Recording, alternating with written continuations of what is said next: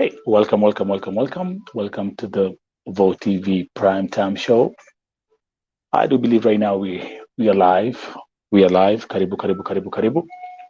I'm your host, Nelson Mike Marioki, and remember that today's broadcast is live streaming on all 5 platforms, which includes the Vo TV YouTube channel, the Nelson Mike Podcast YouTube channel, the KNL Facebook page, my private Facebook page, and on Twitter at Vo Television. Karibuni, karibuni, karibuni. I can see already I have people who are waiting here. Tuanzie na nani? Tuanzie na Florence Mwangoi saying niko ndani ya nyumba. Tuko na Joyce Valeria saying waiting. Hello Vo TV family. Tuko na Gloria Wawunda ambaye anasema tafadhali mheshimiwa Alfred Mutua, japokuwa sifanyi huko nje ya Kenya, naomba ikiwa ni mshahara uongezewe.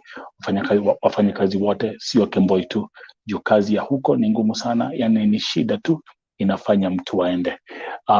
Thank you Gloria Wawunda. You've seen the topic today. I'm going to discuss and analyze the visit of the Cabinet Secretary of the Ministry of Foreign Affairs, Honorable Dr. Alfred Mutua. He is in Saudi Arabia. I don't know whether he has left already, and we will definitely look into the details of his visit here at Vo TV. Moses Kokach is here. Mkoli Asha saying, I'm here. Heroneresoni, I'm here. Remember, this broadcast is live streaming on 5 platforms concurrently.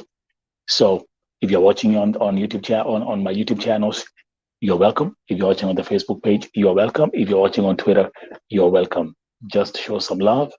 Drop a comment as we proceed.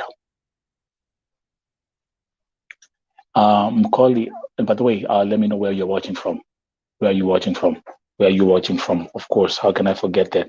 Where are you watching from? Niambie. I hope that wherever you guys are, I hope that everyone is healthy. I hope that everyone is doing fine, and I hope that everyone is safe and secure. Okay.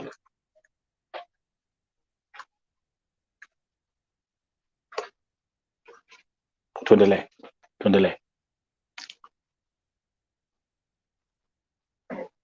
Okay, looks like something. I'm gonna go back here.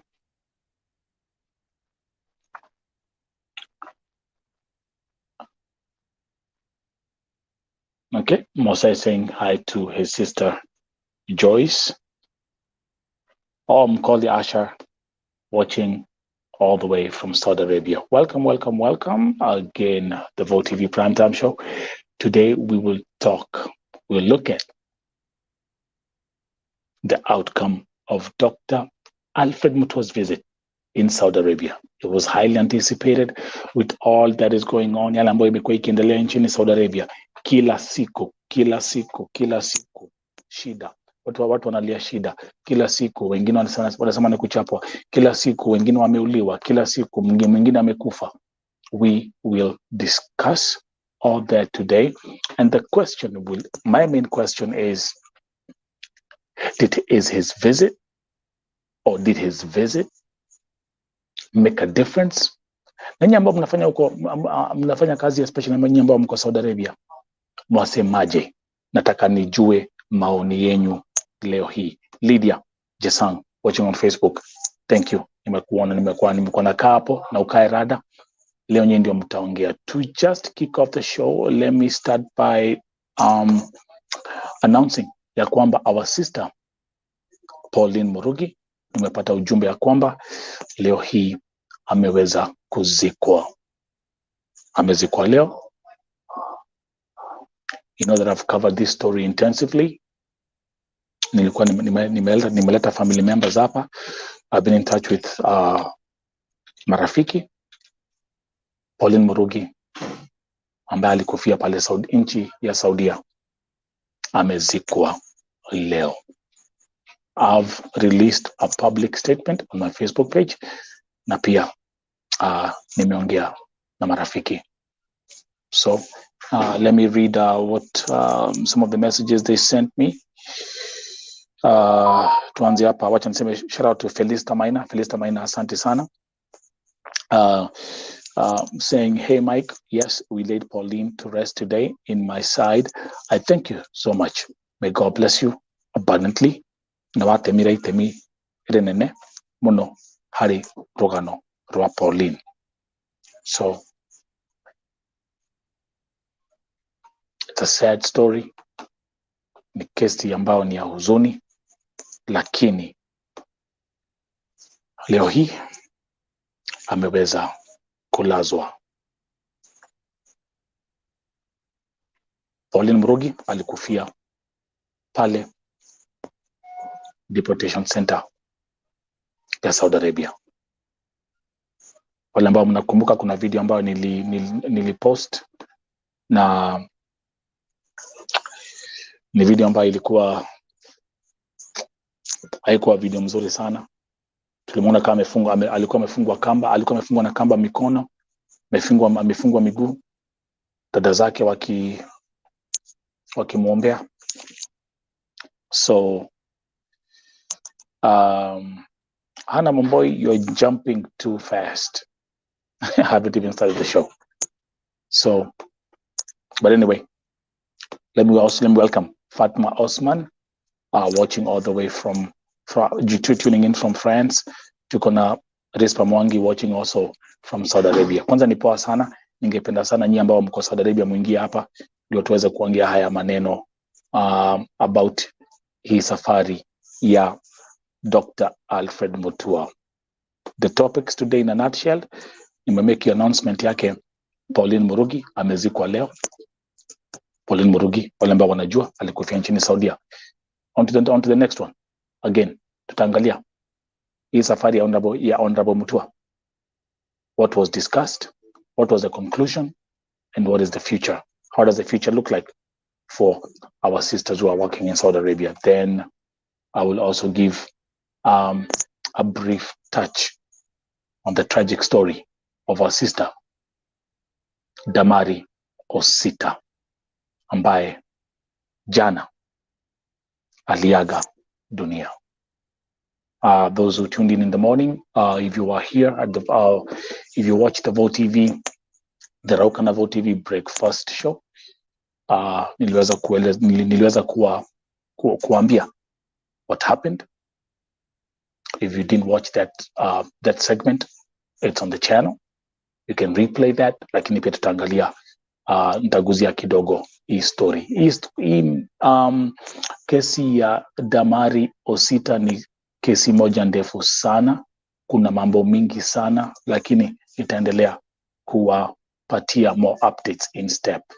So, Wadoidi, you know what to do. Mose, you know what to do. Let me welcome Lena Segoi, watching from Eldoret, Kenya. Thank you very much. Yes. Wale mko hapa, like, share. If you are new here, subscribe. So,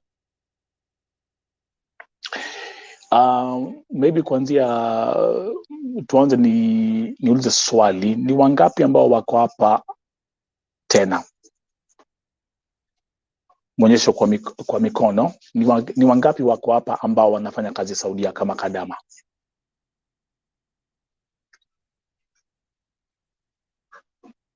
Ni wangapi wako hapa ambao wana watch hii show from Saudi Arabia? Inweni mikono juu. Grace Reborn is here. Dinambura present from Saudia. Thank you. Wangapi wako Saudia? Mikono juu. Tuone tukiendeleaga. Nataka hii itakuwa ni discussion poa sana leo. Dr. Alfred Mutua amekuja Saudia. Okay, let's go. Fatma, Lucy, Martha Mwangi, Merethuo, Rispa Mwangi. Tundele, those who are here. Angela Maina.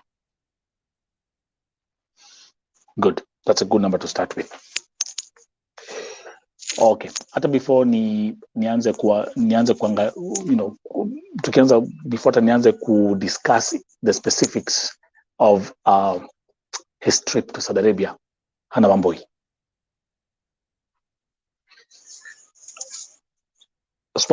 Next question.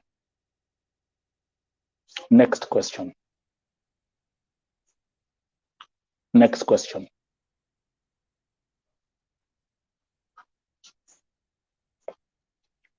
Grace Mungai. Okay, perfect. Are you happy? Are you satisfied with this trip? Are you unafurahia yale ambayo ameongelelea? Are you satisfied with this trip? Najua mmekuwa kila mahali mkifuatilia. So hata before mimi niwapatia maoni yangu, the question is, are you satisfied with this trip? Yes or no? Let's see.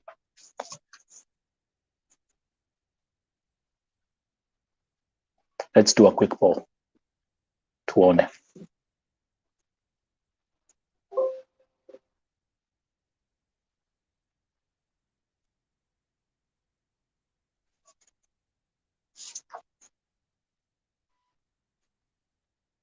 Mother Mungi saying yes. Na by the way nitawainvite mkuja hapa. Kuna watu wa Saudi ambao wako hapa wanataka kuja hapa wajoin waongee leo. So Lucy Gerono saying yes.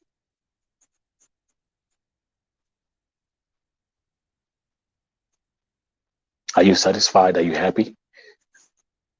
Do you feel Honorable Mutua achieved something in Saudi? Meritu saying yes. Fatma Nasmayu saying yes.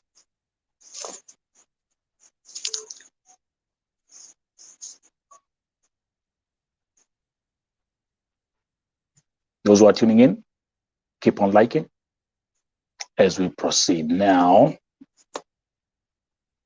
wacha tuingie to the specifics. Ni yapi? Kwa unaona, we got 1, 2, 3, 4, 5.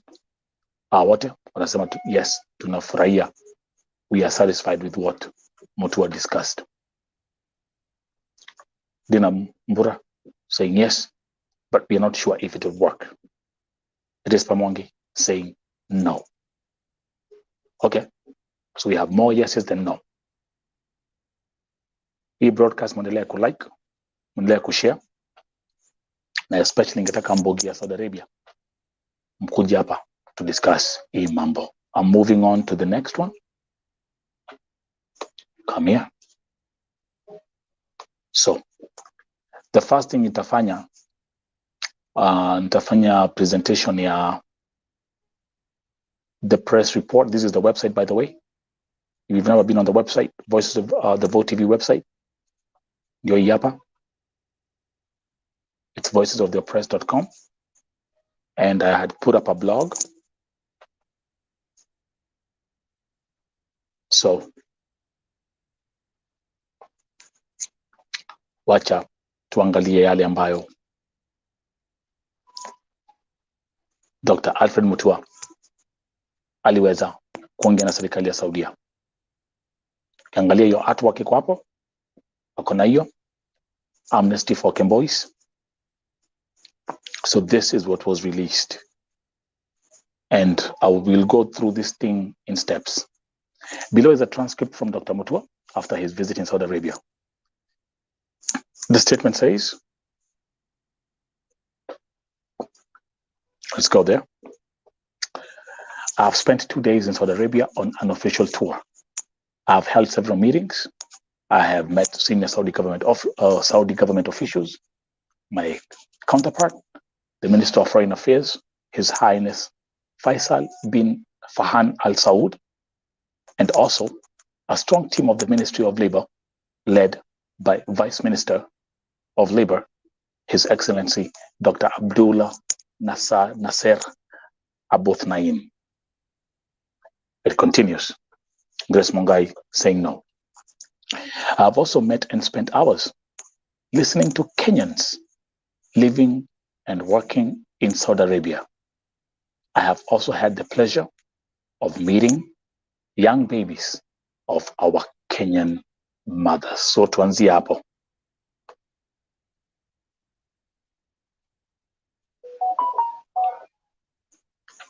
The statement says, I have also met and spent hours listening to Kenyans living and working in Saudi Arabia. I have also had the pleasure of meeting young babies of our Kenyan mothers. Kwa hivyo hapa ni kuonyesha kwamba aidha kama kuna Wakenya ambao washaolewa pale nchini Saudia, maybe they are Saudi citizens, na kuna familia huko aliweza kuwa meet, but also of course kuna KEMBOIs ambao pia wako pale, wako na watoto, inaonekana pia aliweza kumit now. The statement continues. The meetings with the Kingdom of Saudi Arabia government have centered on our bilateral issues based on the great relationship we have with the Kingdom of Saudi Arabia. So, note that word, great relationship we have with the Kingdom of Saudi Arabia. We have agreed to work together as a team as we push our international agendas. We have requested the support of the Kingdom of Saudi Arabia as we tackle the drought situation facing our country due to the effects of climate change. Another outstanding statement. Kenya kuko na njaa, watu wanalia hakuna chakula. So, as you can see right there, it says we have requested the support of the Kingdom of Saudi Arabia as we tackle the drought situation facing our country due to the effects of climate change. So when he says we have requested the support of the Kingdom of Saudi Arabia, that means they are seeking foreign aid kwa sababu ya njaa ile kwa Kenya. Tuko pamoja? Okay? Kenya inasemekana kuna parts za Kenya ambazo kuko na akunyeshi, the rivers are drying up, watu wanalia njaa. So kwa sababu ya the drought situation, they have requested support. So when you see this here, that means, of course, Saudi is not a food producing country, but I'm sure the support will come in form of finances. The statement continues, with His Highness Faisal, we have agreed to enhance our trade and investment and expansion of our tourism sectors. This will create more employment opportunities and increasing the amount of money in the pockets of our people. Another outstanding statement. This will create more employment opportunities and increasing the amount of money in the pockets of our people. Are you with me? Okay. The statement continues. The Kingdom of Saudi Arabia views Kenya as one of its top partners. And likewise, we view Saudi Arabia as one of major partners. We have also engaged comprehensively on the issues facing Kenyan workers. Now sasa hapa ndipo mambo inaanza.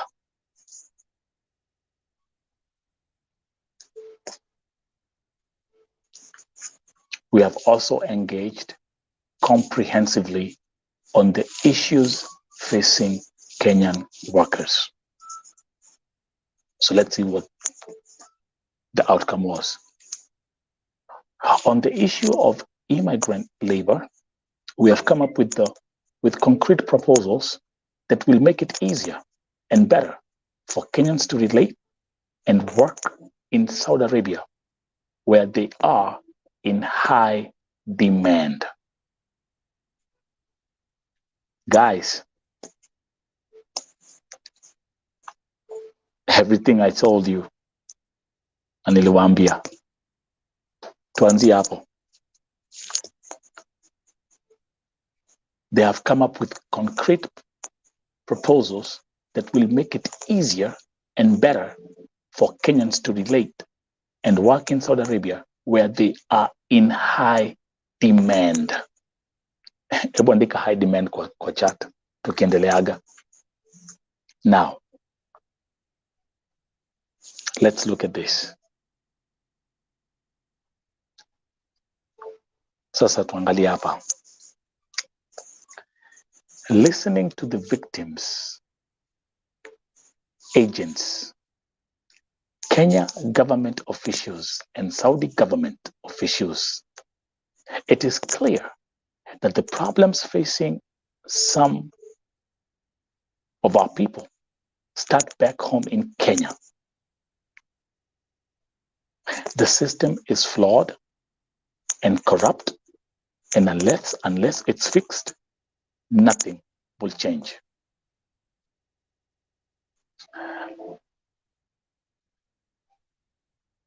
Andikeni kwa chat,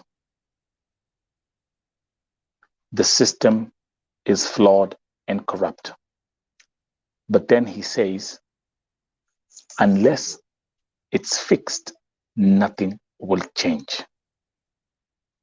That's on the statement. It continues.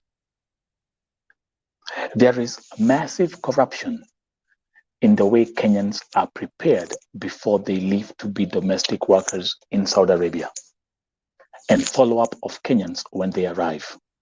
This is a major concern to all of us, including the government of Saudi Arabia. Milka Chepto, that's my Milka is watching on Facebook. Just be patient. Let's go back here. Tuangalia hapa. This is a very, very powerful statement. And by the way, Yvonne, do you want to join me? Madam President, I need you here.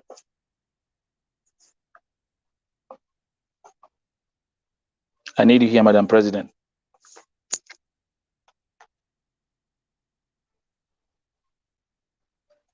So, Alfred Mutua says there is massive corruption in the way Kenyans are prepared before they leave to be domestic workers in Saudi Arabia, and follow-up of Kenyans when they arrive. Shida ni gani? Napigia agent simu, achukui simu, sisaidiwi, sifanyiwi.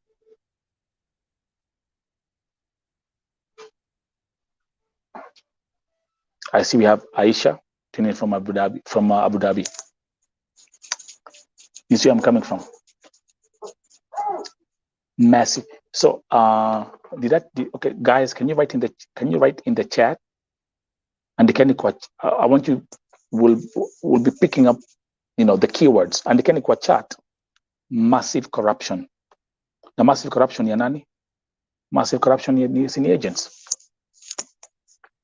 Siandi wanapeleka wasichana Saudi Arabia.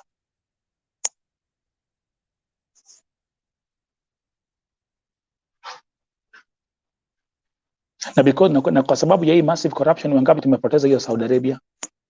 Na because of hii massive corruption, wangapi wanalia hiyo Saudi Arabia? Na kwa sababu ya hii massive corruption, wazazi wangapi ambao wanalia kwa sababu ya hii Saudi Arabia? Na kwa sababu ya hii massive corruption, ni wangapi wamekufia Saudi Arabia? Kwa sababu ya hii massive corruption, wangapi wamebaki wakiwa yatima Saudi Arabia? Wangapi? Wangapi? Wangapi? Everyone write massive corruption, na hapo ndipo tutakwamia kwanza. Ni wangapi saa hii wanapitia changamoto hiyo nchi ya Saudia kwa sababu ya massive corruption? Na massive corruption si ati ni ya Kadama. Massive corruption ya nani? Massive corruption inaanzia hizi ofisi. Because the thing is, in Kenya, you can buy your way out with money. That's the truth. Ukweli ama si ukweli? Ukweli ama si ukweli? Watu wako na connection all over the place.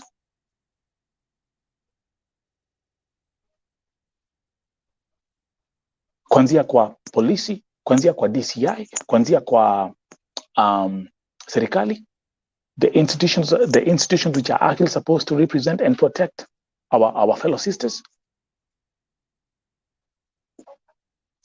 Ukweli ama si ukweli? But then Mutua says this is a major concern to all of us, including the government of Saudi Arabia. Sindio? Sindio?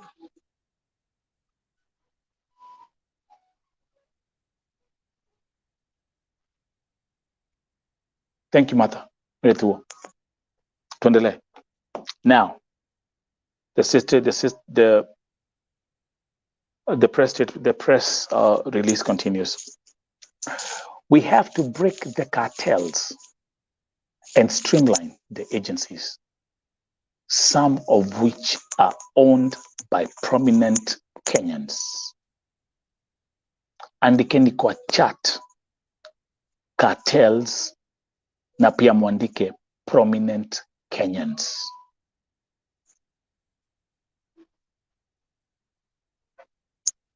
Andikeni hapo. Owned, andikeni cartels and owned by prominent Kenyans. Ndio statement hapo. Kwa hivyo kuko na prominent Kenyans ambao they own these agencies. And by the way, let me say this. Mutua, you ain't telling me personally anything new. Hautuambii kitu mpya hapa. Just FYI. Cartels, that's not breaking news. You'll see breaking news. So nothing that you're saying in this statement so far is breaking news to each and every one of us. So what do these cartels and prominent Kenyans have? They have connections. Thank you very much, Rhoda. Lucy. Sindio, they automatically have connections. Thank you, Dina Wambura. Angalia comment ya Dina Wambura. Since Kenyan MPs and ministers are the owners of these Bonako agencies, then hii mateso haitawaisha Saudia. Hakuna kitu tunaambiwa mpya hapa. There's nothing new here. There's nothing new here. Hakuna kitu hapa Mutua umetuambia mpya so far. I mean, from this statement, especially hakuna kitu mpya hapa. Okay, I've seen it. Madam President, Dr. Mia.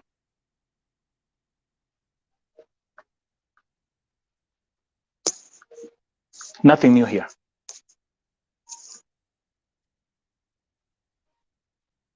Nothing new.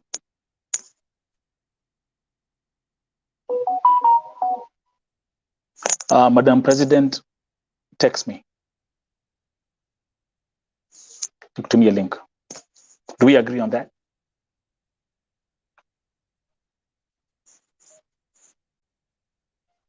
Our prominent Kenyans, our cartels, they try to fight anyone who tries to come on their way. Mi walijaribu wakashindwa because I'm a human activist. But this is nothing new.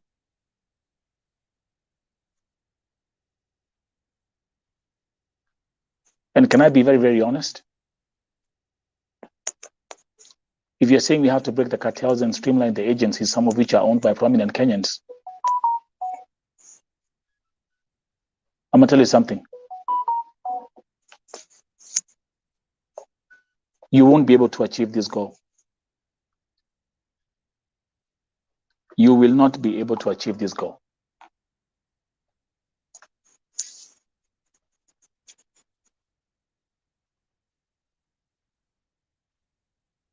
They are well protected. Their interests are very well protected. They have connections. And when it comes to Kenya, money talks. Wewe umeingia ofisi tu juzi. I've been here for 7 years now.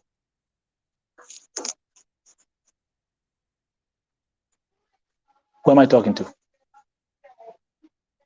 To Hamwe. Let me at that point invite Madam President, President wa Kadama Saudia, Yvonne Mirimo, aingie hapa tusome hii kitu pamoja tukiendeleaga. So what we're going to do is Madam President, let's start with e-party. We have to break the cartels and streamline the agencies, some of which are owned by prominent Kenyans. Maoni kwako? Thank you so much, Vote TV family, and all the viewers, the Vote TV family. Welcome to our show so that we can digest the whole of this statement. When I saw it, I was like, wow. Enyewe, ule mtu ambaye anakaribisha hawa Wakenya wetu wakitoka kule Kenya, huyo mtu anawapeanga gahawa mbaya. Ama kama ni chai anawapea mbaya. Okay. Somebody comes with full hopes from our country, Yeah. and we expect that we are going to get freedom. I even made this thing clear, like, I'm going to sing freedom is coming tomorrow. That is what I was almost singing that. After I saw the tweet, after I saw the post, in fact, even I never resumed my duties. Nirirara. And nobody came to wake me up because I was so much disappointed. Again, I want to make this clear, like these prominent people, they are in this business. I want to exclude one, not that I'm looking for fame or whatever, but the thing is, Madam Akote, that is Mama Ru, Mama Fancy, does not own any agency. When we say the prominent people in the country, because so many people have been attacking her online saying that she's having an agency, but from my research, she does not have an agency. Akote, Madam Boss, Mama Ru, Mama Oyo doesn't have an agency in Kenya. So that one we have to exclude her out. We should not focus on. That's breaking news to me, by the way. That's breaking news. That's breaking news to me. Yeah, we should not focus on her by telling Kenyans that she has an agency. No, that lady was a runaway. Is it in Bahrain or in Lebanon? Then later on, she went back to Kenya and she applied for another passport. She came to Saudi and she was also a runaway. Alikuwa mrife. So she has been, even me, when I was going through hard times during Muduma agency time or era, in fact, she was the lady who could have rescued me. So you will find that her account has Akote's photos, and her account reads Akote Safaris. So let us exclude her from that crap. Akote Madam Boss doesn't have an agency, and nobody should attack her because that lady is there. If not, she's back in Kenya, and the Kenyan government should be looking for her because in 2020 she was in Saudi Arabia and she was the person who could have rescued me. Unfortunately, her photo I didn't back up, but ningemexpose na hiyo picha yake ndio watu wajue this is the person running Akote Safari's account. Coming to these issues of prominent agents, these things is with our parliamentarians, are in this circle. We have very prominent people in this country, and they will never talk about the issue of Saudi Arabia. But you know That's what right. they do? They have a very big channel. They will go take their cousins,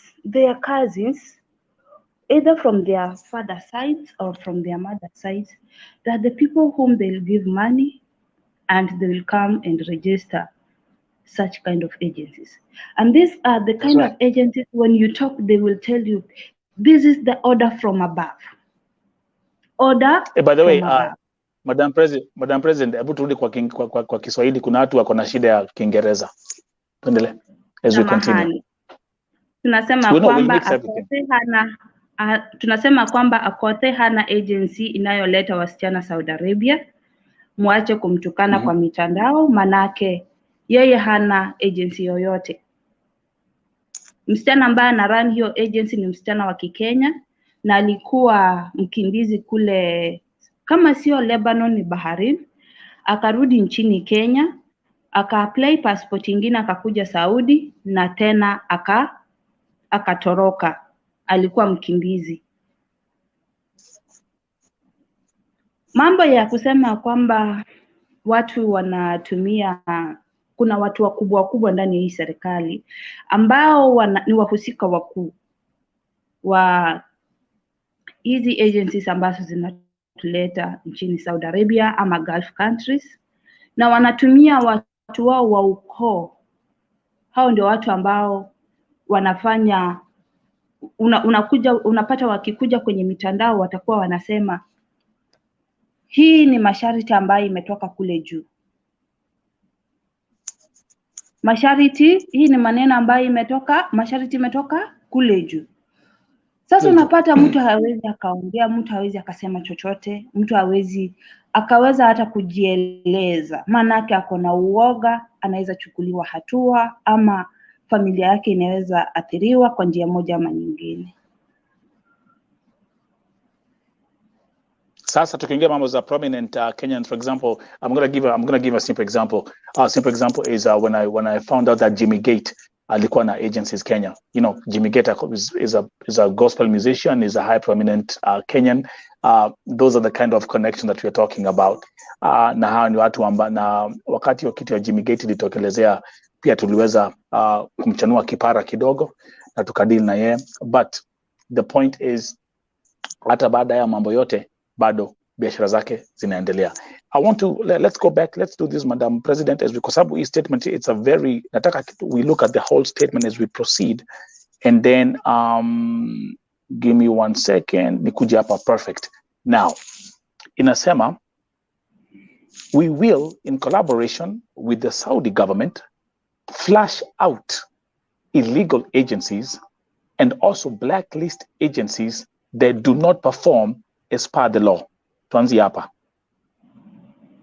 Let's stick right there. Kwa sababu we are doing this thing tukiwa in teamwork. Andikeni kwa chat, flush out illegal agencies. Alafu back to you, Madam President. Kwa upande wangu mimi nitasema kwamba hata waziri wetu ambaye ni wa masuala ya kindani na nje, anaposema kwamba watoe hizo agencies zote ambazo ni fake, si rahisi kupata fake agency, manake hizi agencies ziko na a lot of channels. Kuna broker katikati, kuna ule wa kwenda kutafuta tu watu kule vijijini, kule Ushago, kule Kibira ndani, kule Kariobangi, door to door, naona. So tukisema kwamba hizi agencies zifungwe, unajua baadhi ya wasichana wetu wengi wao waliletwa na broker. Broker na wachukua, broker, it is like a supply chain, lakini hii supply chain yao majina ndio iko, sijui ndio broker ndio ufike kwa agent. I can't even yeah. Because No. Actually no. Madam President, that's the truth. So let's start from here. Let's nikupatia example, like now ulisafiri na Mudhuma agencies, So angalia, broker, you might even find a channel that goes like broker. Mimi nililetwa na broker. Mimi nililetwa na broker. Ule broker akaniuza, akani connect na broker mwingine. Ule broker mwingine akani connect with another broker. Yani kitambo fika kwa ule broker mwenye ako karibu sasa na agency. My friend. Inakuanga very long process. Na mostly huwa wanachukua tu watu randomly. So mtu akileta, tuseme for example, mimi ni broker, nimeenda ground kutafuta watu, mimi nitakuja nikuuzie wewe Nelson. Nikisha kuuzia wewe Nelson, wewe sasa nawe tena utaenda uzie sasa, tuseme our CS Alfred Mutua has an agent, so is the owner of the agency. Sasa wewe utaenda umuuze kwa Dr. Alfred Mutua. You get? So na hapa katikati unaweza pata watu wengi sana, watu wanachanganyikia hapa katikati. So if you are not keen, you cannot even know who your agency is. The owner of your agency huwezi mjua ni nani. Ndio ile shida na kuanga nao sana wasichana wengi ambao wanakujanga hapa kunyandikia ati wakiniambia niwasaidie ama wanapitia changamoto. Kila wakati nikiuliza jina la agency, they don't know. Wanakuambia agency yangu ni Wanjiko. Even me, I never knew about my agency. Even me, I never knew my agency. I came to know about my agency when now things were very tough. Na I approached a friend of mine na nikamwambia unajua inakaa tuende ofisi manake I had a same reaction na the late mwenye amekufa huyo msichana Damari.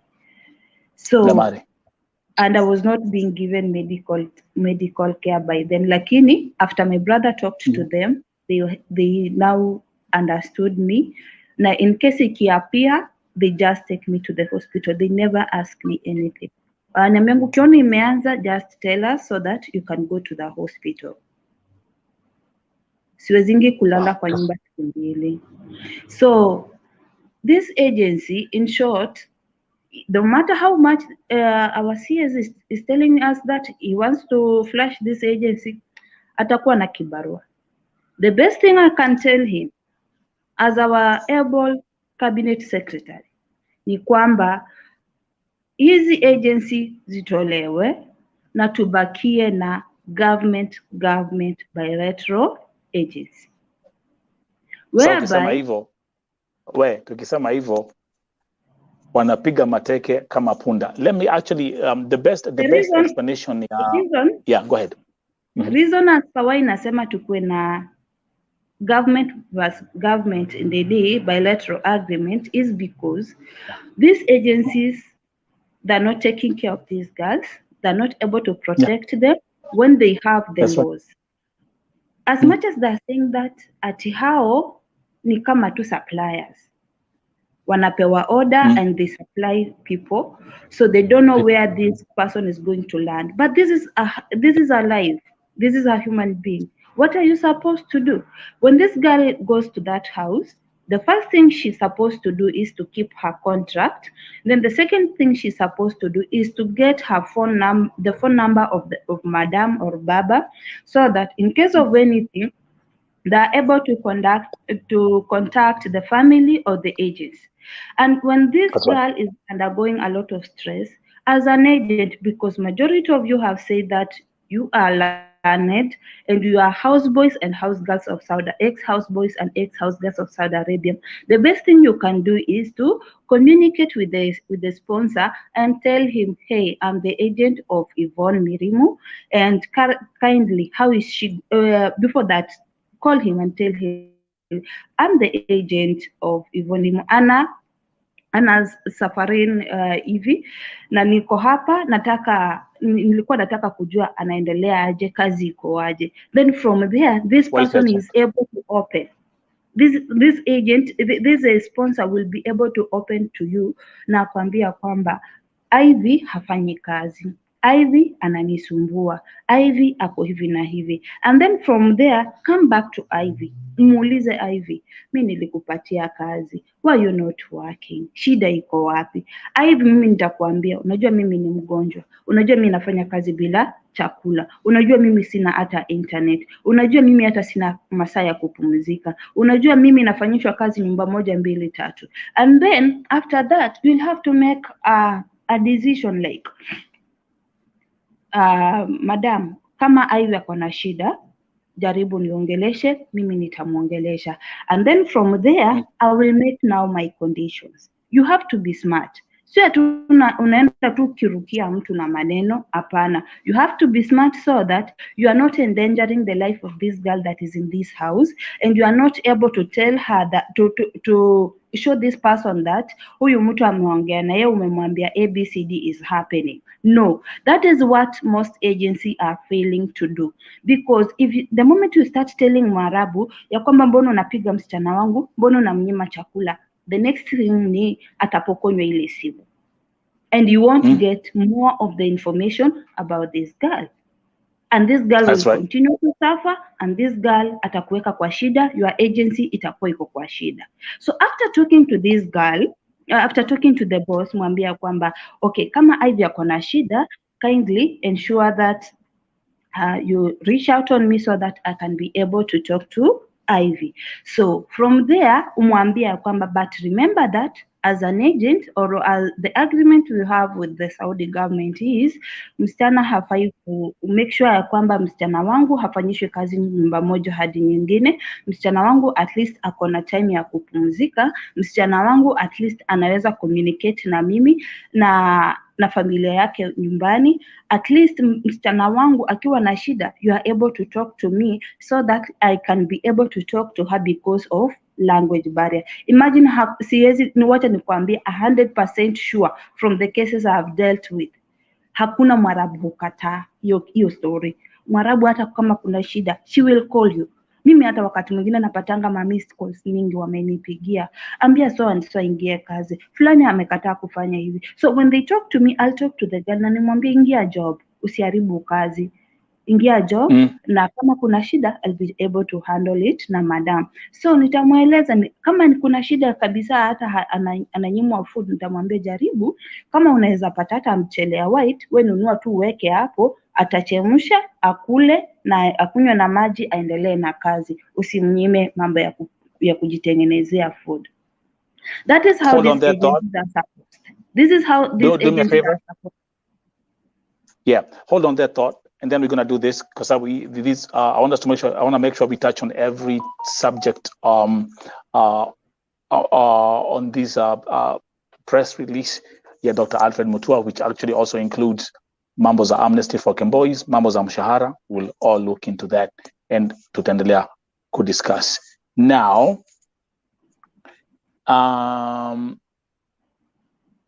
okay, he says we have also agreed to ensure compliance by agents and others when it comes to provision of healthcare. I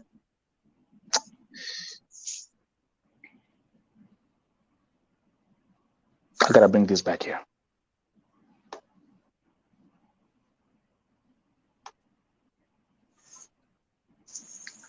You want to talk about healthcare? Yeah. Damari Osita. Wait. I just want to make up an injunction, and then I'll continue reading the statement. Right now, we have a dead victim in Dubai. So just remember that. And something I also want to mention quickly, Yvonne and those who are watching, Dr. Alfred Mutua, you never went to Sakani Deportation Center kwenda kuangalia wale ambao ni wagonjwa and those who are stranded there wakiwa mentally distressed and they're crying for help. Just FYI. Lakini wacha niendelee na hii statement hapa. Tuendelee kusoma. Look at this. To this, as an immediate short-term venture, we will be issuing new procedures which will have to be followed before we grant clearance for any Kenyan to travel as a domestic worker to any country. Kenya immigration officers will also not allow Kenyans to travel out of the country as domestic workers without fulfilling the set requirements starting on Monday, the 7th of November, 2022. Now, we'll get back to that, Madam President, but lakini wacha niendelea kusoma because I want to get to the issue of the hotline. We have also set up a joint technical team of Kenya and Saudi Arabia government officials to fast-track labor issues, including the issue of exit visas. They start their work 2 weeks from today on November 17th. Another point. Now, we have dedicated an emergency hotline for Kenyans in Saudi Arabia to call when facing any difficulties. The emergency hotline number at the Kenyan Embassy in Riyadh is 966-500-755-060. On receiving a call, we will take prompt action, including, but not limited to engaging the Saudi government for their assistance. The idea is to ensure every Kenyan works and lives a fulfilling life. Let's start with the hotline number. Those who are watching, everyone can hotline number +966 500 755 060. I'm going to actually paste that and put that core comments. Madam President, maoni yako kuhusu hii hotline ambayo ni ya embassy. Not forgetting that tumeambiwa kwa kila wakati embassy haifanyi, embassy haichukui calls, embassy inafukuza watu, tuna nini. Let's talk about that part. Maoni kwenyu, and those who are watching, those who are viewing, drop your maoni, and Yvonne.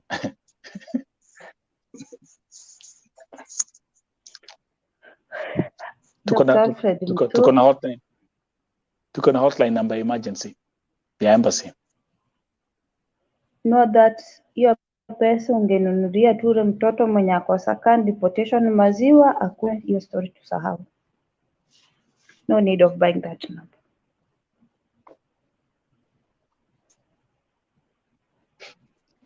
Watu wako na namba ya embassy. Watu wako na namba ya embassy attaches. Are they being assisted?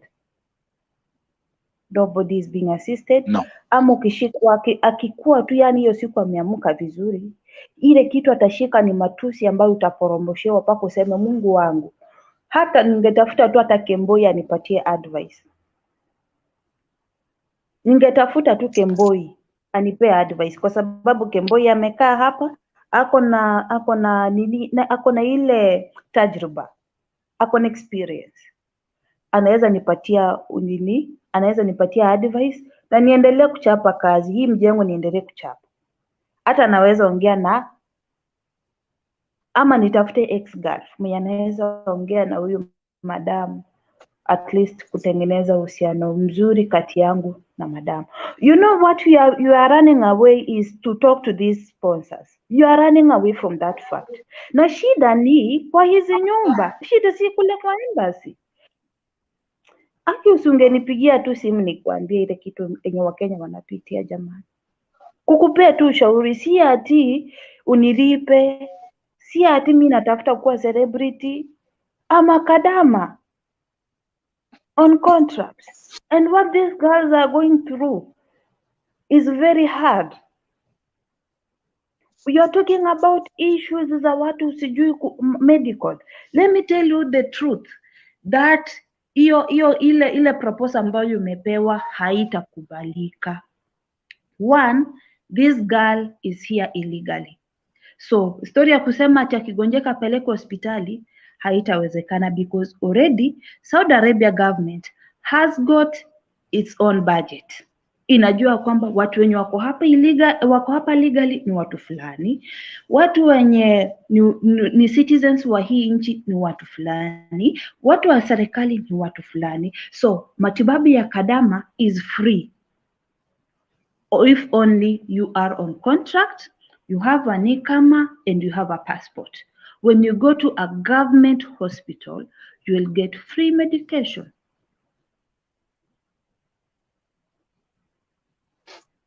So the fact this issue of him telling us that Kemboi watapata matibabu anawadanganya. Manake sisi tuko ndani ya hii Saudi, tunaishi na Wasaudi wenyewe, na wakati ambapo tunaongea na wao wanatuambia kwamba tunawauliza mbona msichana ambaye amekemboi hawezi pata matibabu, anasema kwamba sisi serikali yetu iko na budget. Na kama uko hapa illegally, we cannot treat you. They outline that very smart and very clear. Comment ya Angela Maina, and there's the number free, ametuangusha sana. Angeanza na kusafisha the embassy, that could be something. Yvonne, you've dealt with the embassy ukiwa na shida kuwapigia simu. Hotline iko hapa. Mi hata wacha nitafute Kemboi, mi sitaki stress. Wacha nitafute Kemboi, wacha nitafute ule mtu ambaye ako na tajriba ya Kiarabu. Hata agent mimi sisumbuanangi na agent. Mimi sitakangi biashara ya agent. I don't want. Because they want to assist me. But if I have somebody who has the knowledge and who can create a good relationship between my madam and I, let me just look for that person. We solve the issue na nimalize contract yangu. Hata kimdanganya kwamba I'm the sister, I'm the cousin, I'm the auntie, I'm the mama, atajua kwamba enyewe huyu msichana ako na watu wake ambao wanamfuatilia. So if anything happens to her, I will be answerable. Sitaki masaibu. That is what they will be telling even the family members. Msifanyie kitu mbaya, ukae ukijua watu wake wako hapa. And they will respect me. Kwa sababu kuna mtu ananijali. Fine. Mambo kuniambia nanizungusha akili unatupeleka embassy. Hii embassy tumeshinda tukisema ya kwamba safisheni hii embassy, hamtaki. Mnataka aje? What do you want us to do? Sasa kwa vile mmeona kwamba masilahi si yetu yenye mnaenda kutupigania sisi, hamwezi kuja kwa watu ambao ni waathiriwa, watu ambao wamepitia hali ngumu. Mnataka kwenda kwa watu ambao wamekula vizuri, wako kwa maofisi, hao bora wameamuka, mshahara imeingia, ina reflect kwa ofisi, kwa nini kwa akaunti zao. Ni sawa, hatuna shida na hatutaongea tena. Cases kuhusu embassy, I'm not going to talk about it anymore. Let it be between me and God. Na mtu wote ambao unasafiri kuja nchini Saudi Arabia, tafadhali jua ya kwamba wewe ni wewe na Mungu wako. You have no representative who is representing you. It is only you with your God. And make sure that you have somebody whom you can talk to make a good relationship between you and your sponsor. That is it. Hiyo hotline number wacheni tunayo kwa sababu haitawasaidia. Mtakuja hapa mtatupea report, mimi nitakuwa tu hapa. Tutakuwa tunasikia ushuhuda, watu fulani wamekuwa rescued, watu fulani wako sawa, watu fulani wamepelekwa nyumbani, wale wenye wako deportation vichwa zimeruka, at least they have been able to track their families, wameenda nyumbani. But nyinyi mnataka muende tu mpate ripoti alafu mkuja mpeane. Seriously, kwani shida inakuanga ni nini? Mbona hamwezi mkatusikia? Mbona hamwezi kusikia kilio chetu cha wanyonge? Ukitaka kujua mambo mengi, tafuta mtu mnyonge. As much as hata tutakuwa tuna blame hizi agencies, but our representative wenyewe, watu ambao wako ndani ya hii nchi hawatusaidii. Hii mambo ya kusema ya kwamba mnaenda kuflash all agencies. Dr. Alfred Mutua, before you going to flash all those agencies, corruption is also brought here in this country. It is in our own embassy. But hamtaki kusikia watu wakiongea kuhusu mambo ya embassy kwa sababu mnaona ya kwamba tunawaharibia jina. Hata Wasaudi wenyewe wanajua kwamba our embassies are bad. Our embassies are not following the rules of Saudi Arabia. Ndio maana wamewaachilia tu wafanye venye wanataka. It is so much sad kuona watoto wa watu wanakuja hapa wakiwa wazima, wanaenda nyumbani wakiwa kwa masanduku, wanaenda nyumbani wakiwa depression imewamaliza, they are dying, and there is somebody who could be somewhere mwenye angesema ya kwamba no, let me go and rescue this girl. Hata heri nimpeleke Sakan, lakini asikuwe depressed. Let me talk to my government, my Kenyan government, so that they can give us a one flight. Kenya tuko na JKIA. Tuko na JKIA na yuko na Emirates. Mbona tu wasichukue KQ, because KQ is very expensive. Mbona wasichukue Emirates ama waongee na Arabian government airline that is very cheap, so that they can pay the money. All these girls waende nyumbani, familia zao ziende, they will take care of them. Unajua tukiongea wanasema sisi ni wabaya. Si ati sisi ni wabaya. We need us to have a good trust with this government. Na tukiendelea na huu mkondo wenye tunaendelea, tutakuja baniwa. Let me tell you. Kenyan government, Kenyan embassy won't be functional in this country if we continue doing these dirty works. Their own people are paying money for the people who have died, but that money is not being given to the family. There is a lot of corruption that is starting from our own places, in our own homes. The process is totally corrupt. The only organ that is genuine ni ile organ ya kuchukua fingerprints. That is good conduct. That is the only organ. But ukiangalia yellow fever, we are never given shindano ya yellow fever. Na ndio tunakuja hapo, unaona tunakuwa na hizi ma allergies manini.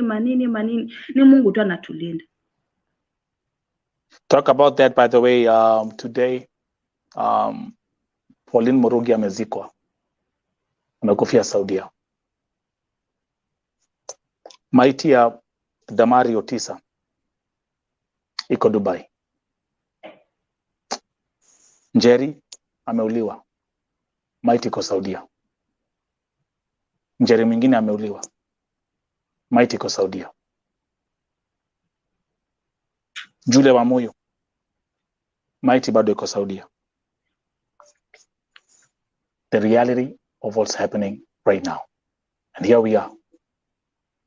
Before I move on to the next point, I'm about to get a statement here, Amnesty. Tutaangalia sahi, Amnesty for KEMBOIs. So we'll look at the Amnesty for KEMBOIs, alafu tutaangalia statement ambayo alitoa kuhusu mshahara. I want to say this, and I'm going to make this public, then this is a commercial break announcement. Yesterday, at 1:07 a.m., of course, there was a communication between me and Grace Mutua. Grace Mutua, by the way, pia alinitumia hii article ambayo tuko nayo hapa.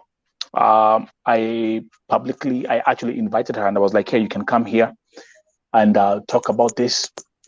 And she said she won't be available, but this is what she told me.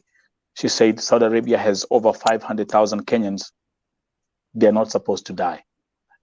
That was her statement. But then I want to announce this right now in public because I'm a very transparent book. This is what I told Wangari Muduma in regards to the case of Anita Kadesa. I told her the only good thing that stands between us is the fact that you are called Grace Wangari like my grandmother who raised me. You lied in the Anita story. Your own staff lied. The DCI Act was total garbage. Your HR was a clown act and even lied about her name. I know everything, and I mean everything. Keep making that chatter. My final expose is coming out.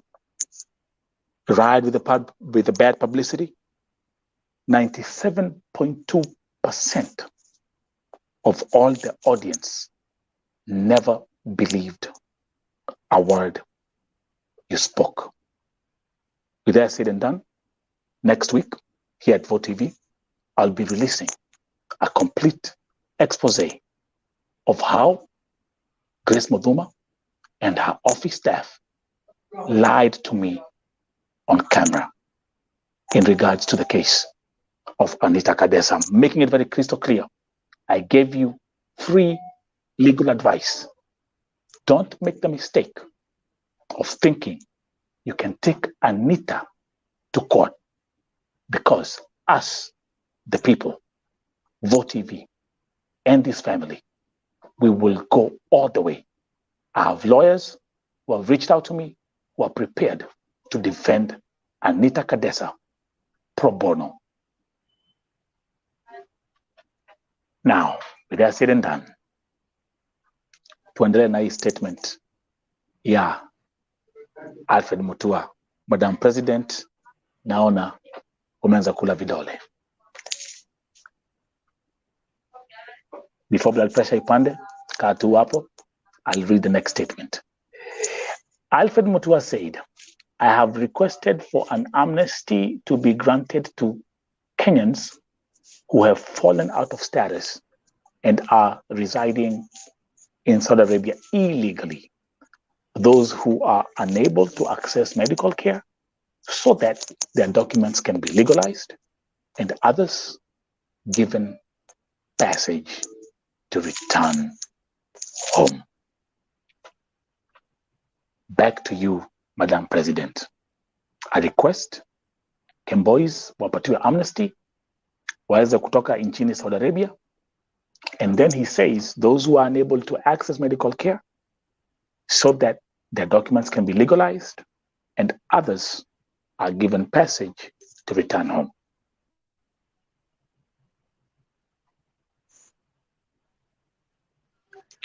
I think, Madam President, okay. Are you still there?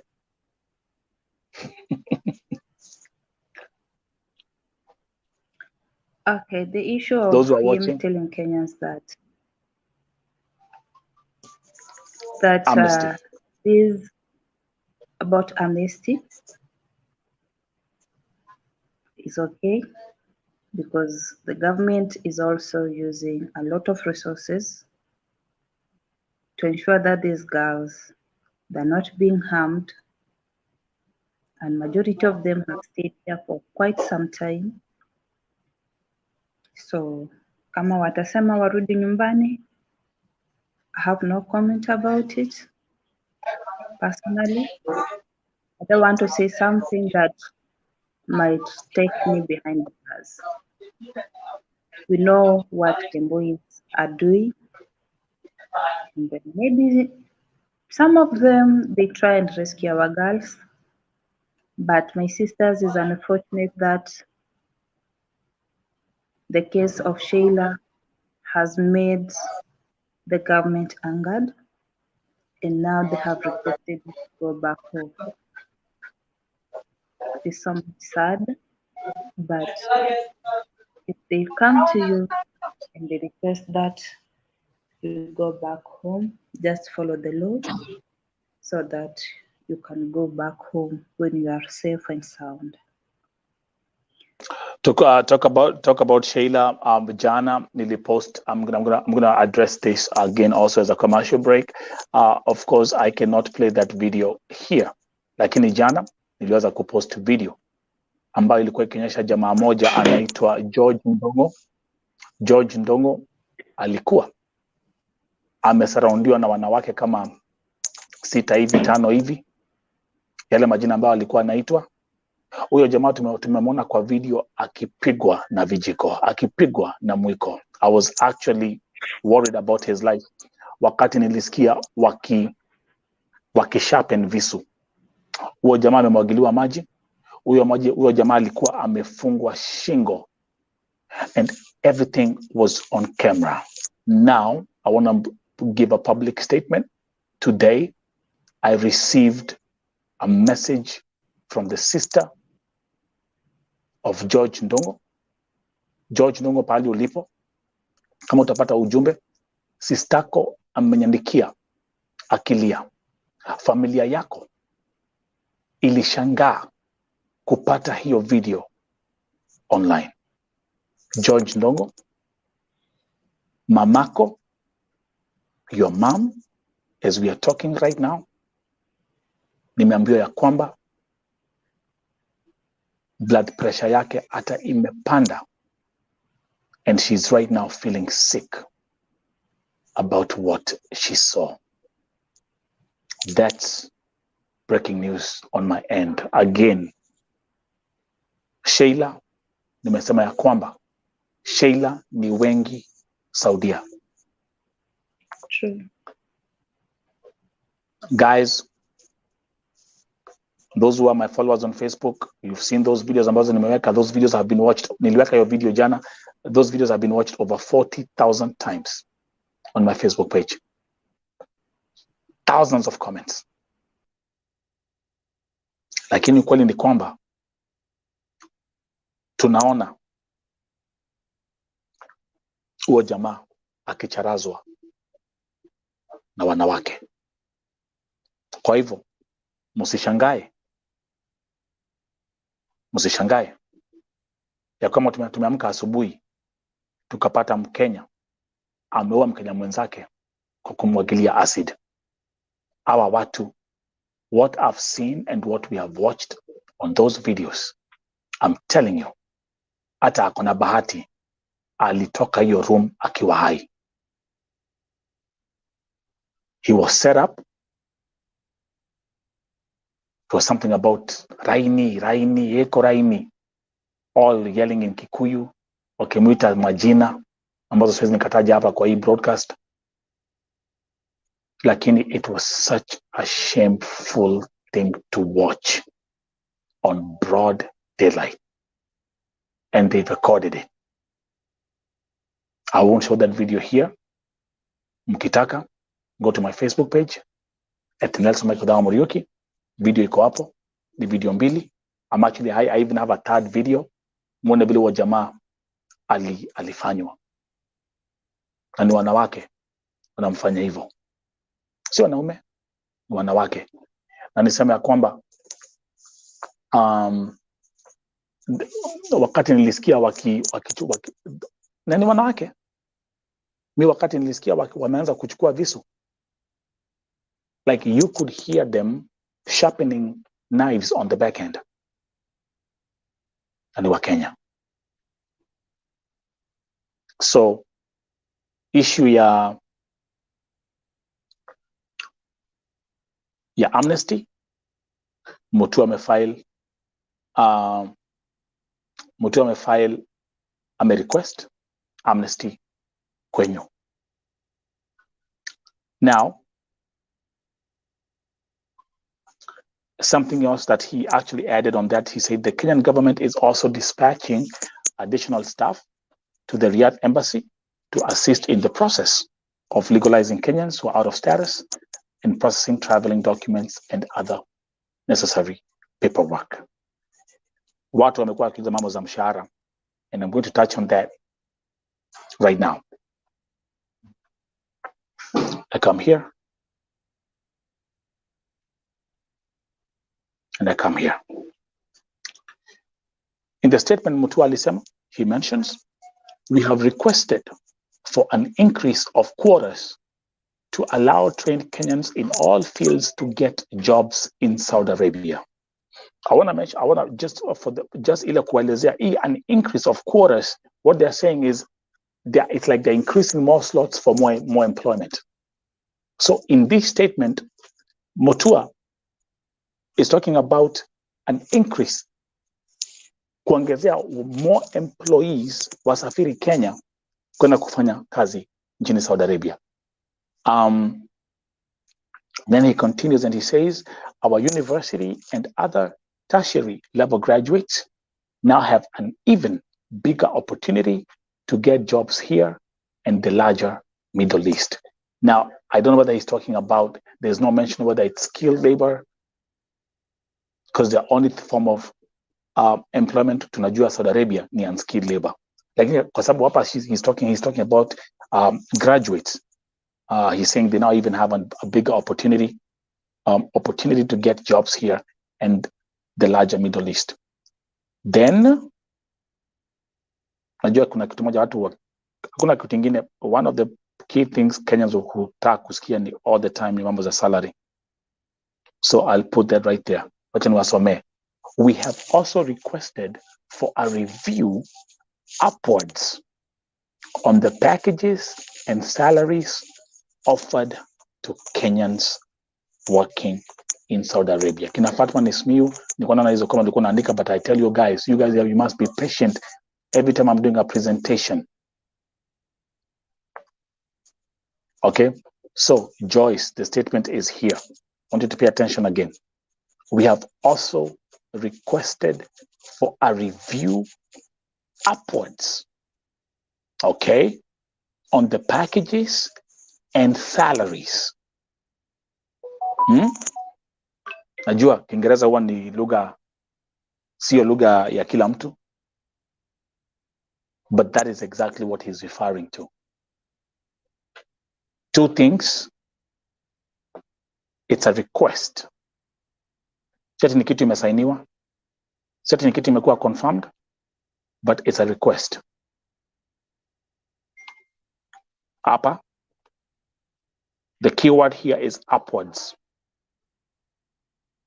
Pay attention here.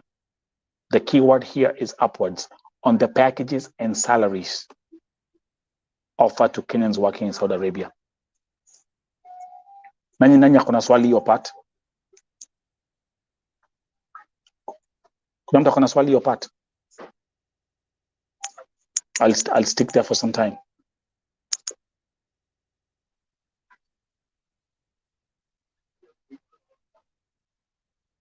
Anyone with a question about your statement?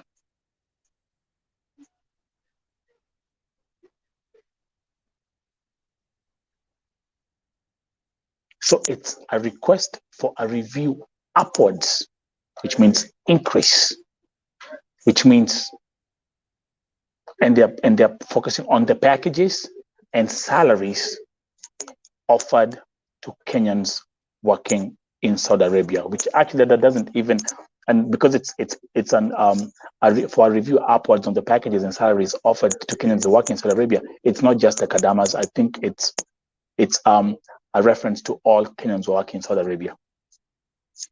Deborah, nasema David, kuna mambo muhimu Mutua kuongea na hii ni nini? That one I agree. Sophie Bambu, yes, niko na swali. Endelea. Nafatiti, if working conditions are not improved, Kenyans will continue working under harsh conditions, e.g. working using harsh chemicals without protective gear. I agree. Sophia nauliza, ni kwa kila mtu anafanya kazi Saudi ama ni KEMBOIs peke yake? What are you referring to, the Amnesty? No, I don't get that part.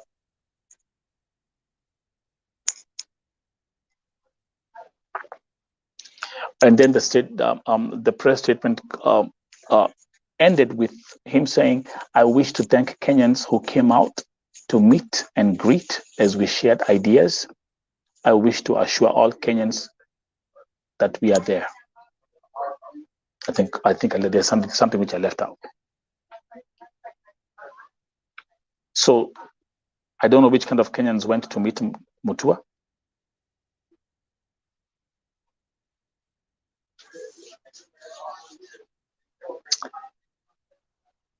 Let me explain my personal disappointments.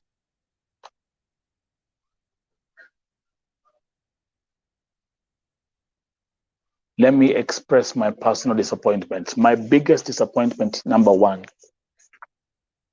hakwenda Sakan.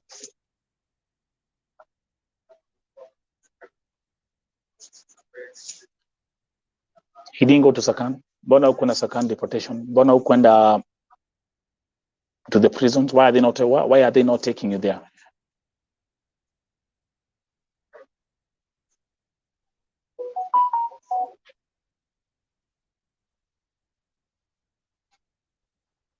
Wale wa Kenya ambao tumeokoa Saudia, especially this year, people like Diana Chepkemoi, waliongea mambo za wale wa Kenya ambao waliacha Sakan. Watu kama kina, what was her name again, Nelly. ule ambaye alikuwa alishika agent wake mashati, alimshika shingo. Spoke about what they've seen in Sakan. I've given reports of what's going on in Sakan. As I'm talking to you, kuna watu they are right wananiandikia kila siku what they're going through in Sakan. Why didn't you just pay a visit there and see the sick, visit the sick and see that they're really suffering? Go and see the conditions they're living under. Hours tena wote wamekuwa kwa ofisi, wamefungiwa kwa ofisi. Nasema tuokoeni, tumekaa hapa for 3, 4 months, 5 months, hatufanyiwi, hatupatiwi. Mbona mkwenda huko?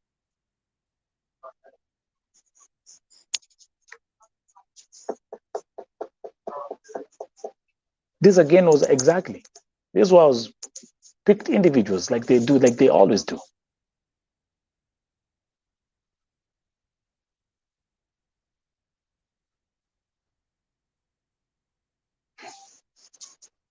Wacha nimwambia kazi haijaisha. Because still as I'm talking to you, my phones are beeping. I'm still getting messages and people are crying and crying and crying and crying that they need help. People like Zipporah, they're stuck at Sakan, they're sick.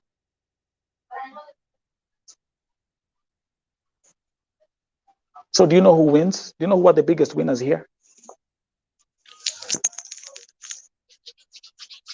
And nilikuwa hapa nikiwaambia, do you know who are the biggest winners right now? And who are laughing their way? They are laughing right now.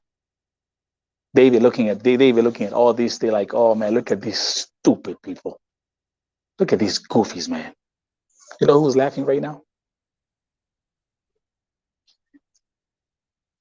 It's the agents. They win again. They win again. Exactly what I did. They win again. They win. Big time. Kuna pale umesikia kwa hiyo statement ya Mutua akiongea mambo za people getting killed, people dying, people all this. Umesikia kuna pale ameongea kwa hiyo statement yake? No, nowhere.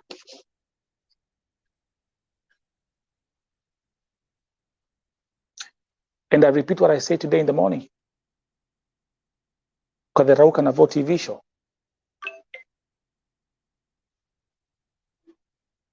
Lillian was right. Kufa kuzikana. Biashara itaendelea.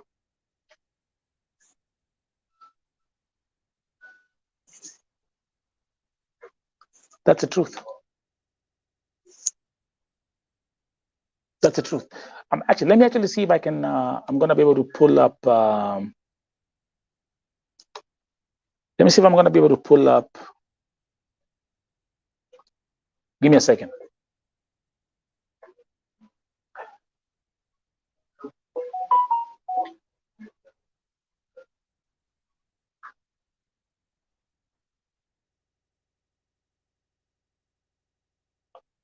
Let me get the National Employment Authority headquarter. Wacha niangalia website ya NEA haraka. Namtona what I'm talking about. Oh. Pole, give me a second. Agents, they are so happy right now. Niliwaambia, I told you when I saw the red flag, ile mkutano ambao Mutua alitana kwa ofisi yake. Mbona hukuita familia ambazo zimepitia shida? Mbona hukuita familia zile ambazo zimepoteza watoto wao wamekufia Saudia? Mbona hukuita wale ambao wamesurvive wamekuja Kenya wakiwa walemavu? Nothing is gonna change, man. Kuna kitu inabadilika hapa? Hakuna.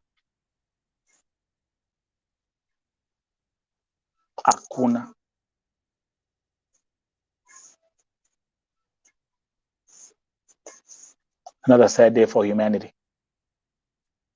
Pauline Murugi amezikwa leo. Not in a single mention of casualties or none. Zero.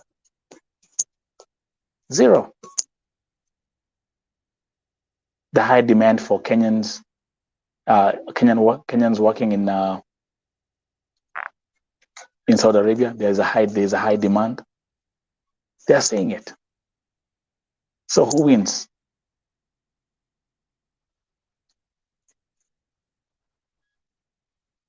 Who wins?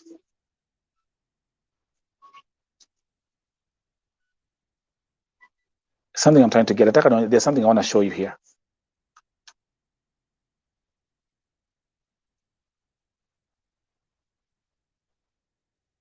Something I want to show you here real quick.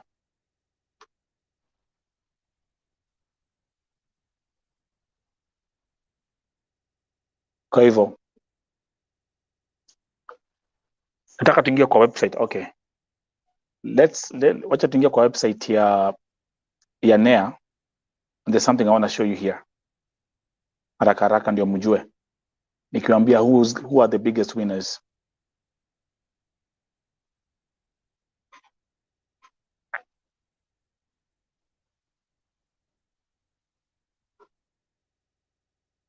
Let's start with this one here. Give me a second. Yeah, bila tu umesema.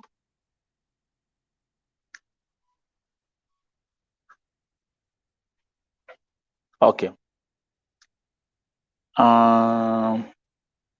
You guys, by the way, Mushai, do you guys take your time to look at these websites?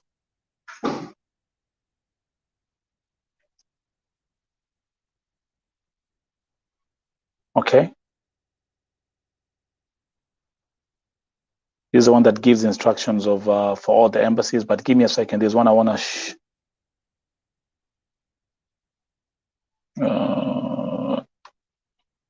regulation of employment agencies. Yeah.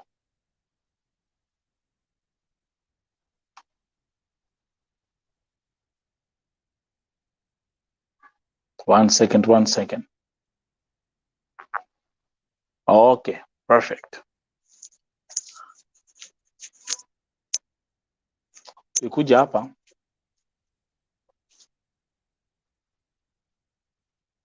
Nataka tuangalie the page ya jobs. You see? Right here. Ah, come on, man. See, when my system tells me this is not even safe to open. They have this problem. Isn't ini shida ni typical issue ya Kenyan websites. Yeah, itafungua. It says not secure. So I can't open it. But anyway, let me see. Oh, Yvonne is back. Okay. Yvonne, karibu. Shukran. Simu ilikuwa imezima. Yeah, I figured that. Okay, let me see. I'm trying to go through. There's something what I kuonyesha. Okay, haitafungua. Again, a typical issue with Kenyan websites. Hata hazikwangi secured.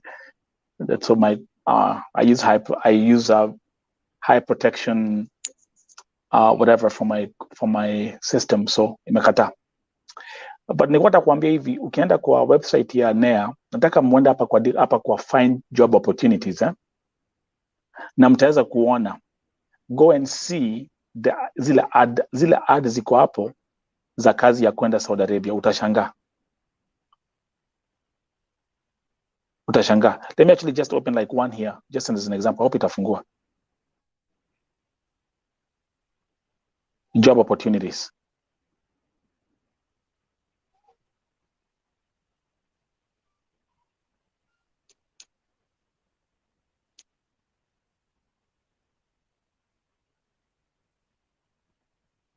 Okay.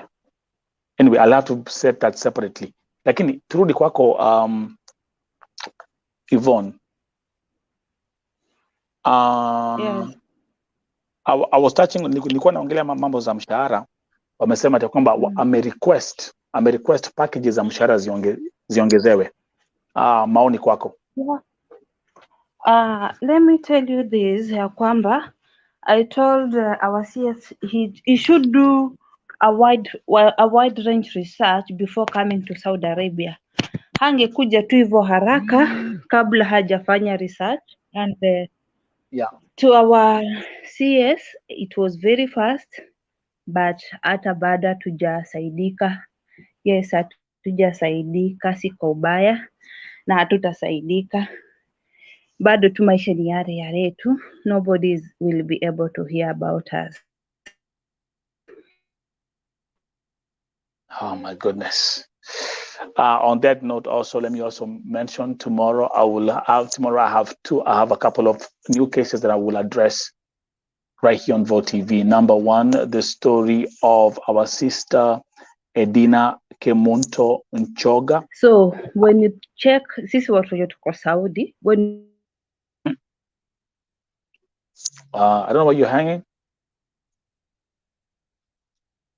Oh, okay. Yvonne is hanging. But let me actually make this quick announcement oh here. my I god, think I'm oh my hunting. god.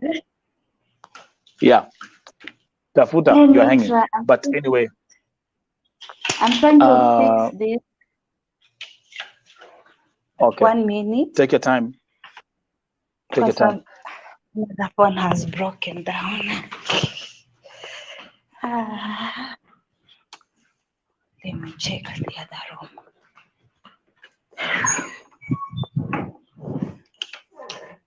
I hope this one tutapata network. Good.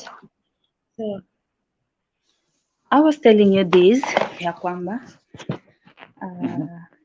when you check at healthcare.com, that is a website where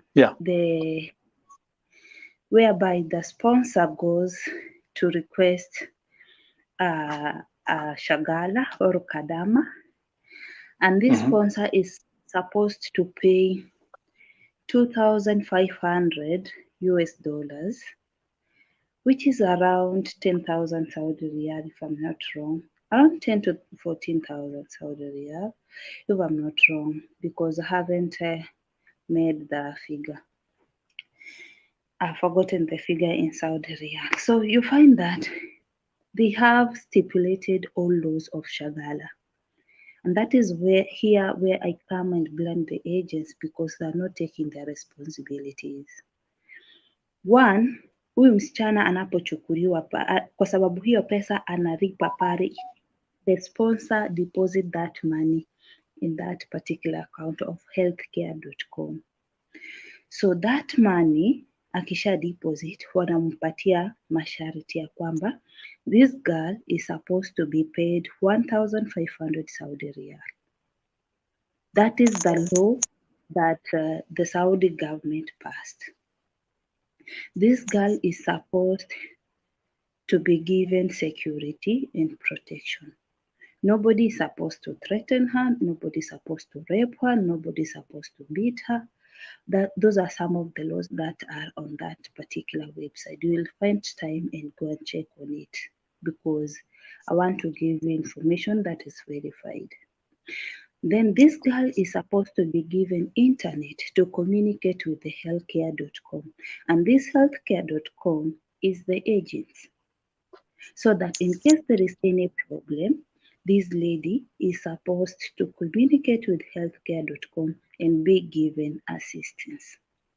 So our agents are not giving us the limelight of what is happening. And I know majority of them, even they don't have this kind of information, because they haven't done their research about all these issues. And the sponsor has been given her own rules, and the shagala or the kadama has been given her own rules. So that there are some other things you're not even supposed to share online while you are in Saudi Arabia. One, the property of the Arab, we are not supposed to show it online. That's why you will always see me on the wall when I'm having an interview with you. You cannot see whatever is behind me, because I'm protecting the privacy of this house. I'm protecting their property. I'm not supposed to share their photos online. I'm not supposed to share their secrets online. So these are some of the laws that we break, and we as shagalas, we find ourselves into a dilemma, and nobody is able to give us justice, because already we have violated the laws, and even if they say they're going to take action on us, then it means that it will serve us in a wrong way. Itatukata upande wa kushoto, na inapotukata upande wa kushoto sorry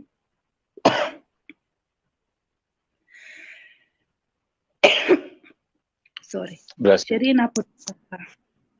sheria inapotukata upande wa kushoto, it means that nobody is there to protect you. You have violated the laws. So kadamas kama sisi inafaa tujue sheria zetu, inafaa tujue ya kwamba kuna mambo zingine watu watajaribu kuficha identity, kwa sababu sheria ya Saudi Arabia inatulimit mambo zingine, ina limit hata hao wenyewe. They cannot even put their own profile pictures online, and they're very strict on the Quran. And I'm very much sorry on this a few team of girls wenye wanaenda wanavaa nikabu kwa viuno, wanavaa kanzu ya baba, wanavaa inaitwa hiki kitambaa cha wababa wanavaa, and they're making with it TikTok. I'm very much sorry about them, because wakati ambapo hata kama madama alikupatia hizo vitu, ilifaa maybe unaweza enda ukapeana maskini kule Kenya, but sisi wenyewe we are the cause of all this crap, and we will keep on blaming the agent, we will keep on blaming our embassies, we will keep on blaming the sponsors when the mistake is ours. Unajua, wacha tuambiane ukweli, ndio tusishinde tukisema ya kwamba serikali ni wabaya, sisi ni wabaya na hii ni mbaya. Unaona, sisi pia tuko na shida zetu. We have got our own weaknesses. Some of our But girls, you know what you have to, but my sister, but you know what we are focusing on? Me, I want us to focus on. Let me actually read that comment from Anastasia Katz. Where Mutua Newamba look of you. Newamba look of you. Umeenda Saudi kukula na huku address shida za wasichana vile wanateswa na hata kuuliwa na hata hukutembelea wale wamefungiwa kwa immigration. Mutua onaku wikiko.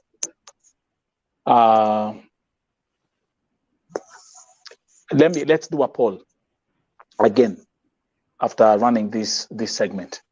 Ni wangapi hapa wako na hofu ya kwamba mambo itabadilika Saudia baada ya huu mkutano wa Alfred Mutua baada ya huu mkutano? Show hands up. Say yes kama unafikiria itabadilika. Say no if you believe nothing will change.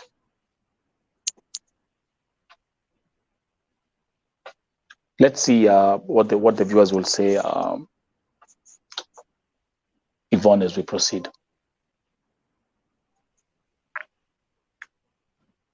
Do you believe things will change? Mkona hotlines high, things Yvonne? Are not going to. Things are not going Let's to start change. with you. Things are not going to change. Things are going to be more worse and worse, because kuna vitu zingine sisi, mashida zingine sisi huwa tunajaribu kuficha za huko Kenya. You cannot come and announce that. You cannot just come and announce ya kwamba in our country tuko na kiangazi. You get? Angalia hapa. Just look at the screen. Nafatiti 254, no. Moses Kokach, no. Alvin Mwangi, no. Nadia Doris, no. Mambo ni yale. Moses Kokach, tuachie Mungu tu. Joyce Valeria, no. To live in Warsan. Pet Alv, no. Yvonne, no. So where do we move from here? What do we do? It is only us with God, and hata heri vile ambavyo tulikuwa, because I'm very much sure this trip has worsened the situation. Our girls are going to suffer more, depending on the statement here. hiyo statement tu peke yake it is going to make these girls to suffer more, kwa sababu sisi huwa tunaficha mambo ya kwamba kwetu kuna kiangazi, unaona, kwa sababu ukisema kwetu kuna njaa inamaanisha ya kwamba huyu msichana hatapewa chakula, atakuwa anaambiwa kule mara moja kwa siku, maanake huko kwao hakuna chakula. You get? Yeah. Hangeaddress hii issue. Mambo ya kusema ya kwamba Kemboi na wale ambao wako kwa contract, Kemboi wapewe medical, it is not going to work out because the Saudi government also has its own budget that is working on it, na wako na citizens wao ambao wako hapa, wako na wale migrant workers ambao wako hapa, so that thing is not going to work out. They give medicine into hospitals depending on the number they have. You cannot just run a country like a market. You get? That is the point I want you to understand. They have got their own budget, they're working on it. So mambo ya kusema ati Kemboi atapata matibabu, it will never work out and it is not going to yield any fruit at any given point.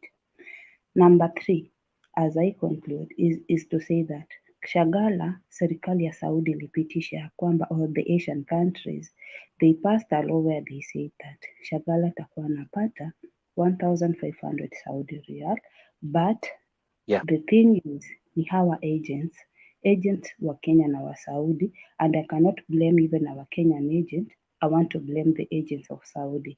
These are the people who are scoffing a lot of money from the Saudis and wanafinyilia ule msichana ambaye anafanya kazi kwa contract. If you are smart enough and you have done your research, utakuja huku Saudi ukiambia kwamba as per healthcare.com you have told us this girl is supposed to get 1,500 Saudi riyal and not 900 Saudi riyal. If this is happening, can we have a government interagency so that we can run this thing for maybe 5 years or 2 years? We see how this thing is running. If it is not going to pick up, then we will have to involve our own agencies. Number 3, revoking these agencies, it doesn't mean that it is not even adding up, because we have people who violated the laws and were banned in the previous years, and these are the same people you are going to recruit. Yeah. Because they have already done their broker things with other agencies, they have gotten their money. These are the same people you are going to recruit in this agency. So my request is our CS Dr. Alfred Mutua, let us give it a try. We have a intergovernment agency whereby this girl, in case this girl is having a problem, we are able to communicate efficiently. Tukiwa na hale mazungumzo ya moja kwa moja itakuwa ni rahisi kuliko tuanze kurecruit other agencies, tuanze tena kupata wasichana wengine wale wanalia, tuanze kupata zile cases ambazo watu ambao walicommit crimes in some years back have now gotten power. Our girls will suffer more. This is human life we are talking about. Hii si nyanya, hii si sukuma, hii si managu. Tafadhali tunaomba tukuwe na mkataba mzuri ili hawa wasichana, we want to boost our GDP in Kenya. That is the reason as per why we are crying for increase in salary. The Philippines have done that, and if we do this as Kenyan government, and then hatutakuwa na watu ambao because one, we will have opened other businesses. We will have invested in our countries back in Kenya, and by us investing in our country back in Kenya, we will have employed so many youth who are not able to come to this country and work. So that is the thing that we really needed us to do, to communicate, lakini ni kama wale watu ambao ulipata ukaongea na wao, you took another direction of perspective. How I wish you could have just made a call to one of us and ikuwe ni hivyo. Let's do Wasichana this. wapewe. The first comers should be paid 1,500 Saudi Real. Ule mwingine mwenye anakuja second time apewe 1,800. Na tukifanya hivi, the number of KEMBOIs or the number of girls running from the contract will go down. We won't have cases of girls killing others. We won't have cases of girls engaging into dirty activities in Saudi Arabia. We won't have a number of girls who will be breaking the laws of this country. So hold on that thought, because now we are approaching the end of today's broadcast. Thank you, Madam President. Thank you for all the input and all the viewers. Meanwhile, to conclude, again, like I did today in the morning, I've been able to connect all the dots of what happened to our sister, Damari Osita. What I'm going to do is this. It's so sad that these images reflect how she looked like. She was walking like this. Alikuwa anafanya kazi akiwa hivi, anapatiwa cream. Video iko kwa channel ya leo asubuhi, very detailed. And especially this picture. This is when they realize go hizi kupaka cream haisaidii. So you see it went from here.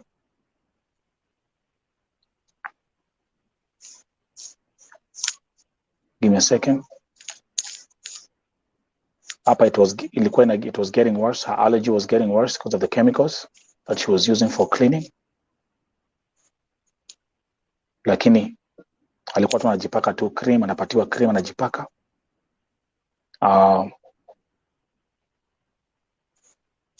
Let me continue. There you go. None of the cream that she was using. She was healing external wounds, but her internal organs were completely wrecked. And such a sad story. There she is. And this is how she left Kenya. We've lost a young sister, a mother of two. Pray for her family, pray for her two children. The story of Damari Osita is a lesson for many. Is a lesson for many. Tomorrow, I have a special feature of two other major stories of our sister. Kuna msichana ambaye amekufia nchi ya Lebanon, anaitwa Edna. Her family friends here in the USA, they reached out. I'll feature them tomorrow. And also breaking news, I'll feature another story of a lady who disappeared in India after leaving the country in 2019. The family reached out to me today. Keep an eye on that story. It's crazy. Took one flight to India, was supposed to come back that week, and that was the end of our story. Don't miss it tomorrow. Madam President, all the viewers, this is Vote TV. The next broadcast in Apanda, midnight. Don't forget the Vote TV primetime show, midnight edition, and also the late night edition, saa 8 za usiku. Salut. Mike. Salut. Salut. Yep. Mike, before we end the show, 2 minutes. I want to ask my people from Vihiga County to at least come out and help our girls, because instead of us making a lot of politics in our Facebook groups, let us also come out and help these families emotionally. Honorable Amboko Malemba Women Representative, Madam Beatrice Kahaya Dagala, Vihiga County Governor Dr. Wilberforce Otichilo, kindly come out and help this family. It is very hard time for them. Come out. You've never come out for any cases because you've been in term for 2 times, that is the women representative and the governor, but you've never talked about these issues. We are just begging you, come on board. We'll be able to assist these families, be able to assist our girls. We know Vihiga County has no enough resources. We only have one factory, that is Mdeteti factory, and it cannot even employ thousands of Kenyans or thousands of Vihiga residents. And the other second resource we have is education. When you come to education sector, we have best schools. Kindly ensure that you are coming out so that you can be able to talk to these girls and you can be able to give them funds so that they can open up something that is reasonable. Tusiwapatie mikokoteni, hapana. Wapatieni ile biashara ambayo inaweza wasaidia kujikimu, walipia watoto wao school fees, so that we can curb this. And I'm also urging the Vihiga fraternity ya kwamba any agent that is in Vihiga County, make sure that you storm that agency, because these are the people who are very much reluctant. They're taking our girls. You've seen Brenda die mysteriously. You've seen Eunice the same. You've seen Catherine. Now this is another girl who is dying mysteriously in the same week, in a period of like 8 months. Is it 8? No, in a period of around 7 months, Last we are time, losing girls last time, seriously. So Bigger we'll County. be together. God will be with us. Rest in God bless peace, you. Damari. Painful, painful. Guys, have a good night. See you in my next podcast. Thank you, Yvonne. Thank you so much.